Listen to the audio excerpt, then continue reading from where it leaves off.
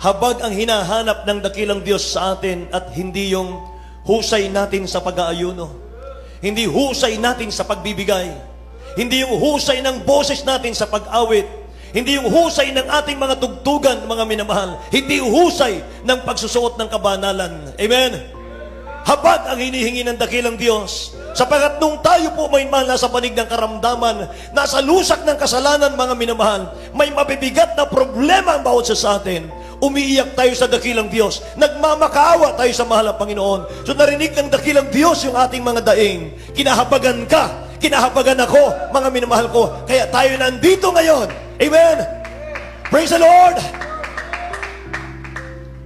Nung tayo umiyak sa mahal na Panginoon, may mahal isang gabi.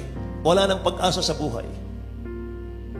Batbat ng kasalanan, karamdaman, mga minamahal. Ikahos ang buhay. Dininig ng dakilang Diyos ang ating panalangin.